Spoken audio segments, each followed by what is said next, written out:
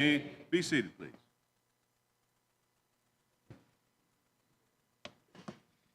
Just to let you know, the little lambs 2 through pre-K are down there. And right here, this first room on the right, if you have children who are younger than that and just need a place to go with them and get them out here for just a minute so they can calm down or play, you're welcome to do that. It's just the first room there on your right as you walk down the hall. That's kind of new. Also, to add to our good news of Isabella being baptized after we're done here, Sawyer Hilt also wants to be baptized today. So wonderful. We will have 2 baptisms, and we'll hang around till somebody else says they will too. That's wonderful. Love it. Love it. Last week, Jesus laid into the religious leaders with this warning to his own disciples and followers who are listening. He said, do not do what they do, and everything they do is done for show. Well, if you know what we're about to read, it's going to get worse. Jesus is about to really lay it on them. We're in Matthew chapter 23. He's moving from speaking about them to speaking to them. He's moved from questioning them to rebuking them. He's already warned others about him. Now he's going to turn to them and lay on them the woes on their backs. Listen to this, starting in verse 13. Woe to you, teachers of the law and Pharisees, you hypocrites! You shut the door of the kingdom of heaven in people's faces. You yourselves do not enter, nor will you let those into who are trying to. Woe is a strong word. In my mind, it's carried this feeling like shame on you. Shame on you. But it's more than that. Jesus is not really trying to shame them or make them feel badly about themselves. This is not psychological trickery. He's not being passive-aggressive. He's telling them the truth, and he's giving it to them as they should hear it. And these woes are a mixture of anger and sadness, wrath and sorrow. Barclay says there's righteous anger here, but it's the anger of the heart of love, broken by the stubborn blindness of men. There's not only an air of savage denunciation, there is also an atmosphere of poignant tragedy. In some ways, Jesus is hard on them, but his heart is breaking because of them. And right out of the gates, he calls them this word that you've heard before. You'll hear him say it again, you hypocrites. To be clear, hypocrites are not those who are trying to be good but fail. Hypocrites are not those who give great effort at being something like God, righteous in the best way they can, and they come up short. Hypocrites are those who live contrary to what they say they believe. They are either blind to the truth and the contradictions that are so apparent to others, or maybe they are just pretending to be what they are not and refuse to be. If the first one's true, then they're unaware of how blind they are, how lost they are, how wrong they are. If the second one's true, then these are game players, selfish showmen, social manipulators, fakes when it comes to faith. They are in it for themselves, and as long as they look good and benefit in some way, they're good. They're in good shape. But Jesus tells them how out of shape they really are, and he doesn't hold back. He lays the case out before them, the evidence stacked upon each other, proving beyond a reasonable doubt they are guilty. And this is only the start.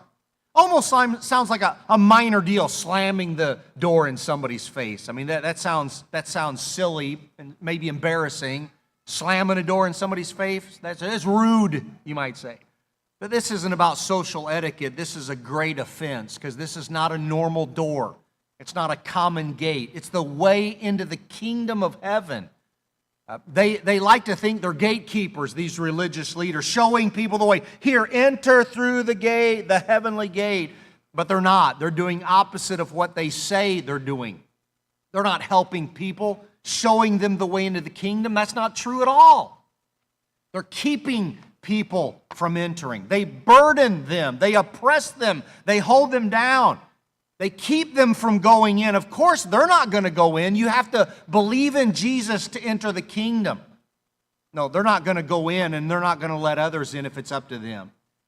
Now, if this sounds like a simple thing to us, I think we don't understand the magnitude because this is about kingdom.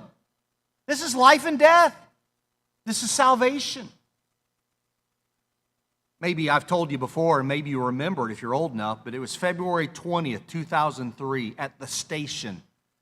That was a nightclub in West Warwick, Rhode Island, and an 80s band, started in the 70s but became famous in the late 80s. Great White was performing that night to a very large crowd. And on this night, the pyrotechnics that the stage crew had set up on stage were set off, and they quickly ignited the walls, which quickly spread to the ceiling, and pretty soon the whole place was engulfed in flames. Took about 2 minutes until it was dangerous. There were 462 people crammed into the place, breaking the fire code. There should not have been over 400. And so the place erupts with fire. People panic. They crush each other trying to get to the exits. And maybe you know the story. I did a little research in the past and reminded myself again, but maybe you've heard some of the stories of the survivors. Lisa Shea described being panicked inside. She said, "We were breathing black smoke. I got knocked to the ground. People were standing on my back, my head. I'm holding my head and I'm saying, I'm going to die here. And all I can think about is my mother." And I said, "I got to get up. I got to get out." And she did. She survived it to tell the story. But many did not. 100 were killed, 230 injured, and some burned beyond repair. CNN told the story of Laurie Hussey, was trying to get to out the main front exit, and she said everything was okay until somebody tried to jump over my head, and a bunch of us pretty much got knocked down.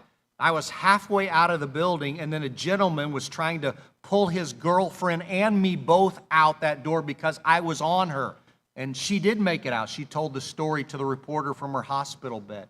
And then there's Brian Butler. He was in a crush of people pushing through that same front door. And he got on out. But that exit right behind him quickly became a death trap. And he said, we went back around to that front, and I could see the people stacked on top of each other trying to get out the front door. And by then, the black smoke was pouring out over their heads. There, if you want to be disturbed, you can go look at that picture showing those people, and they looks like stacked like firewood in the entrance, trying to get out of the entrance/exit. And their heads and hands sometimes are out. They're trying to breathe, but their bodies from the waist down are locked into each other, stacked, pushed, squeezed, and they cannot get out. Their legs are burning, their heads are out, and some of those folks died. It's horrific seeing that picture.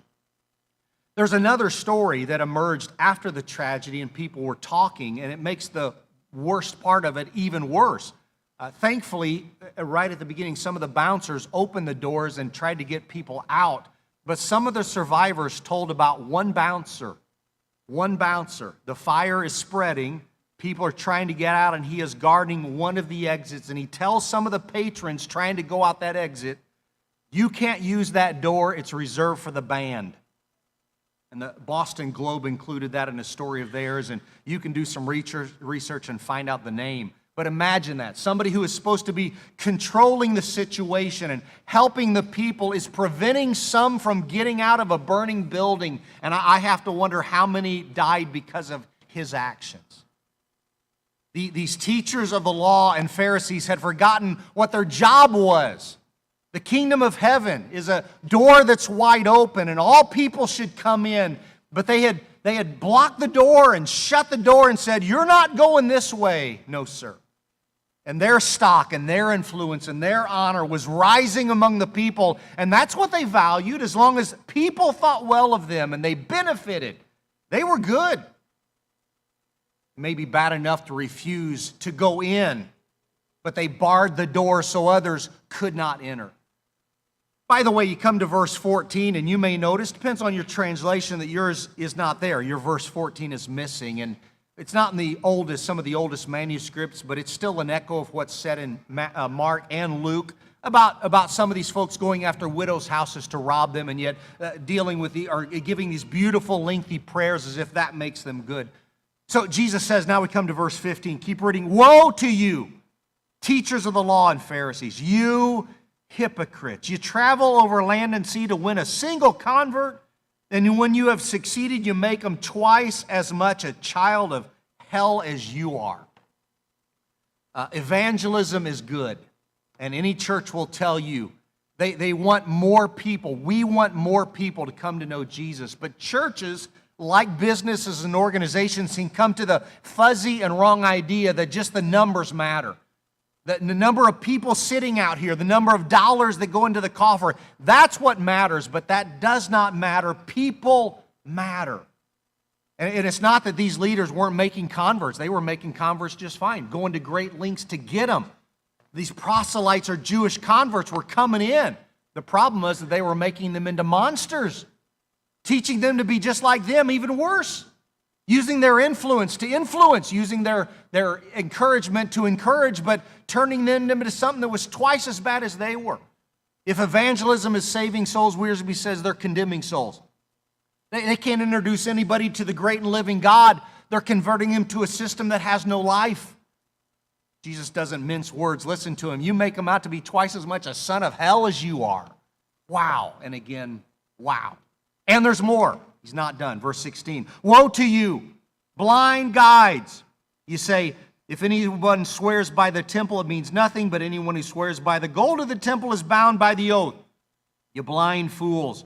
Which is greater, the gold or the temple that makes the gold sacred? You also say, if anyone swears by the altar, it means nothing, but anyone who swears by the gift on the altar, that is bound by the oath. You blind men. Which is greater, the gift or the altar that makes the gift sacred?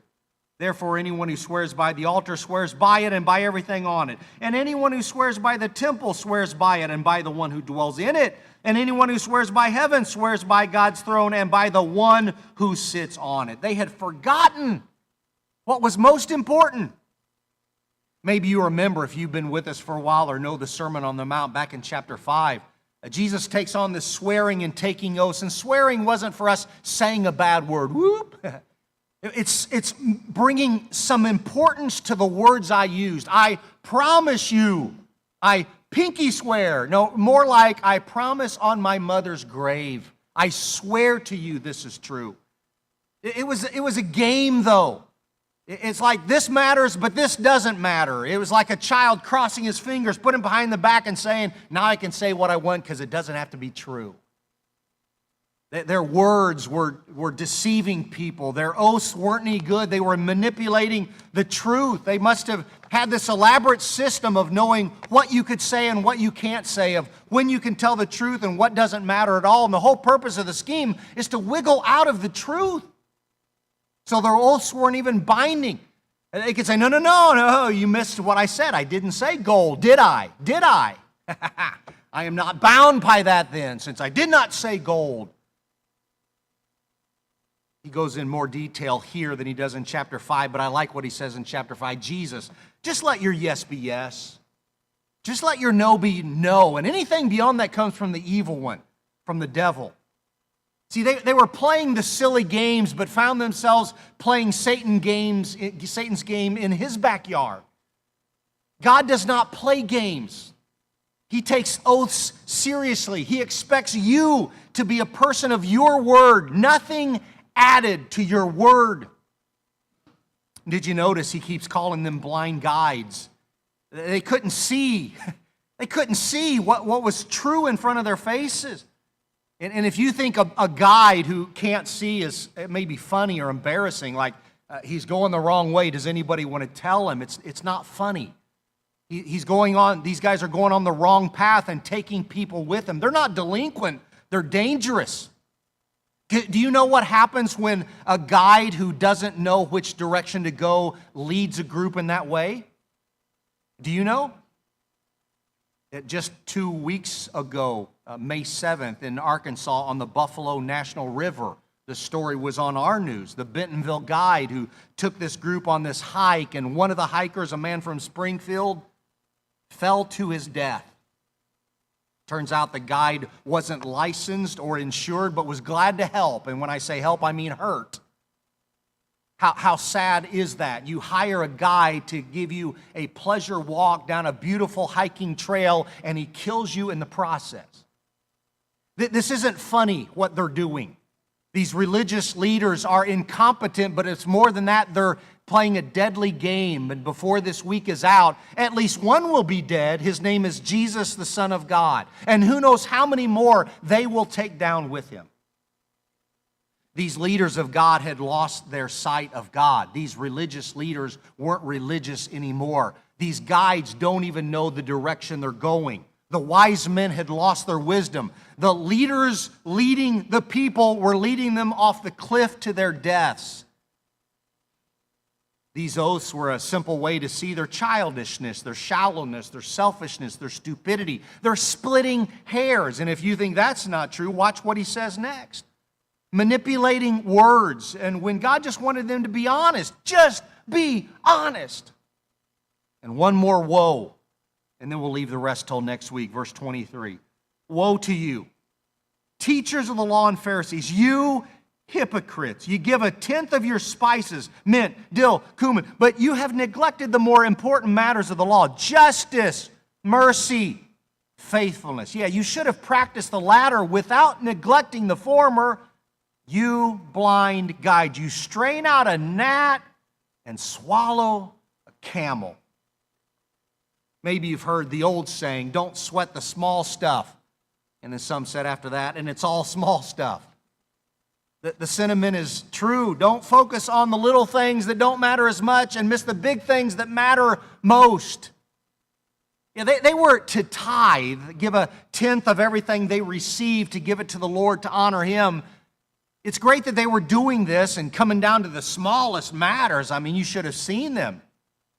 But they're missing something bigger.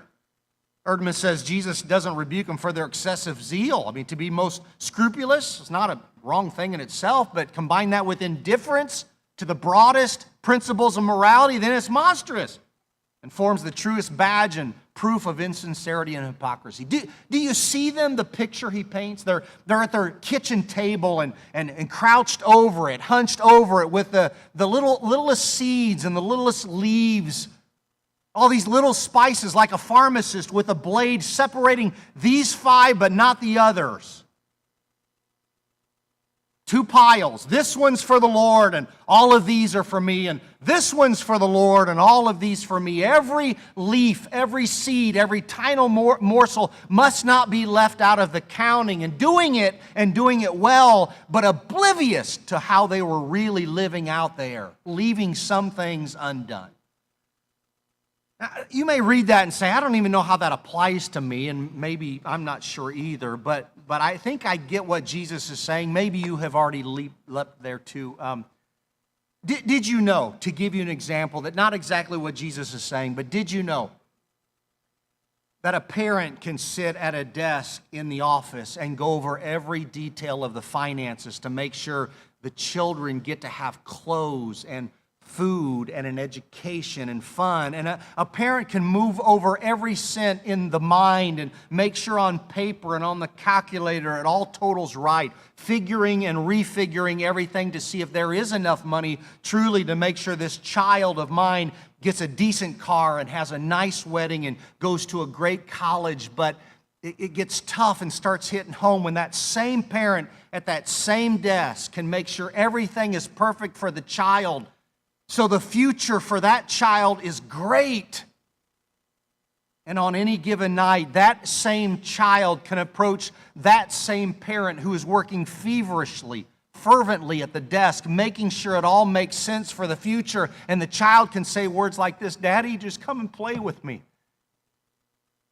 And you know, the dad might say something really stupid right now. Not right now, sweetheart. I'm busy doing something really important.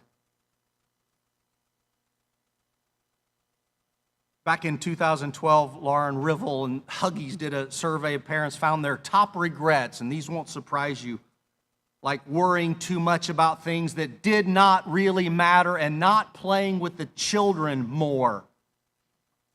And I read that, and I think of that, and I am convicted by that, because I have done that. And in religious matters, too, I figure I am guilty in the same way. Taking care of the minute details, making sure everything is perfect in all of these ways, and completely forgetting what matters most to God. How many things have I and we focused on to be sure it must not be missed, but left undone the things that mattered most to Him? And it can happen in church, even in church. where we have forgotten what matters most, like justice and mercy and faithfulness. So you can ask yourself, answer the questions. How are you treating people? Who are you reaching for the kingdom of heaven? Do you even notice people who are suffering and not being treated well? And are you trying in some small way to help? Are you showing mercy to others who need it? Are you giving it freely as you have been given it? Are you faithful? I don't mean coming to church. You should be at church, but are you full of faith, and does it show? The little things matter. Please keep doing the little things, but they don't matter if the big things are neglected. If you don't care about justice among people and mercy for people and faithfulness to God and to those He has made, then the little things don't amount to a hill of beans no matter how many times you pile them up. Maybe these three things he's mentioning remind you of Micah 6, where the prophet answers for the Lord. What does the Lord require of you? Do justice and love mercy and walk humbly with God. Do justly and love mercy and walk humbly with God. Crane sums up the section with some descriptions of these religious people. They converted people to their group instead of converting them to the Lord. Whew, I fear we have done that sometimes.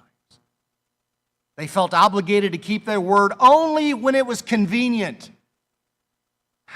I fear we have done that sometimes. They were experts in worship rituals, but novices in true religion. I fear we have done that sometimes. So maybe having read this, we just need to say, let's not be like them. These religious leaders are terrible leaders. Let's never be like them. Let's never stand in the way of anyone coming to the Lord, and certainly open the door to the kingdom of heaven, say, please come in. And let's never let anyone keep us from following the Lord. Sadly, the truth is you can be religious without being right or righteous. You can be evangelistic without making true disciples of Jesus Christ. You can say a lot without ever telling the truth, and you can say, I love the truth, and your actions will prove you do not.